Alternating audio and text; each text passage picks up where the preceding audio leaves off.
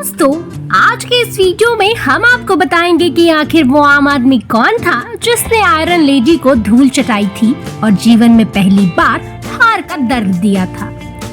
इंदिरा गांधी जब प्रधानमंत्री बनी थी तो धीरे धीरे उनका राजनीति में दबदबा तेज होने लगा था और उन्हें हराने के बारे में कोई सोच भी नहीं सकता था।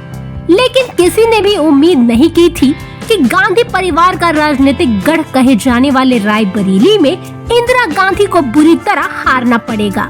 अपने सियासी करियर में पहली बार इंदिरा गांधी ने हार का स्वाद चखा और ये उनकी जिंदगी की पहली और आखिरी हार थी। इंदिरा गांधी की हार कुछ ऐसी रही कि उनके राजनीतिक करियर पर ही विराम लग गया और एक नहीं बल्कि 6 साल तक वो चुनाव नहीं लड़ पाई। आइए आपको इस बारे में बताते हैं। कोई सोच भी नहीं सकता था कि राजनीति की ऊंचाइयों पर पहुंची इंदिरा गांधी को सियासत के पिच पर फ्रंट फुट पर बैटिंग करने वाले राजनारायण सिंह इतनी बड़ी टक्कर देंगे।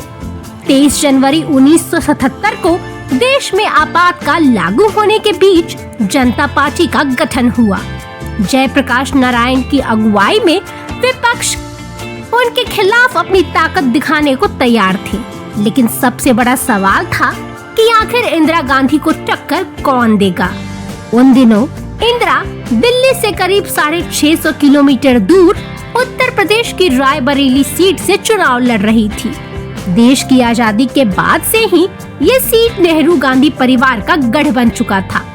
काफी मशक्कत के बाद आयरन लेडी को टक्कर देने के लिए एक चेहरा नजर आया और वो था राजनारायण का चेहरा।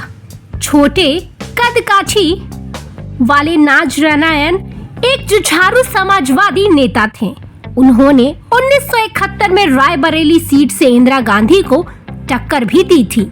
हालांकि उस दौरान वो हार गए थे, लेकिन उन्होंने हार नहीं मानी। उस चुनाव को इलाहाबाद हाई कोर्ट में उन्होंने चुनौती दी और फैसला राजनारायण के पक्ष में आया। जब 1975 में चुनाव रद्द करने का आदेश आया तो इंदिरा गांधी बौखला गई और देश को इमरजेंसी की आग में झोंक दिया। उस वक्त 1977 में राजनारायण ने जनता पार्टी से दोबारा इंदिरा के खिलाफ चुनाव लड़ने का फैसला किया, लेकिन इस बार परिस्थितियां अलग थी।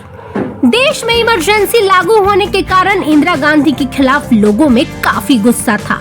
नतीजा ये हुआ कि राजनारायण के पक्ष में जनता नजर आई और इंदिरा गांधी को इस चुनाव में उन्होंने धूल चटा दी। और ऐसा पहली बार देखने को मिला जब इंदिरा गांधी अपने ही गढ़ में चुनाव हार गई। ऐसी और जानकारी के लिए देखते रहे अच्छा जी.com।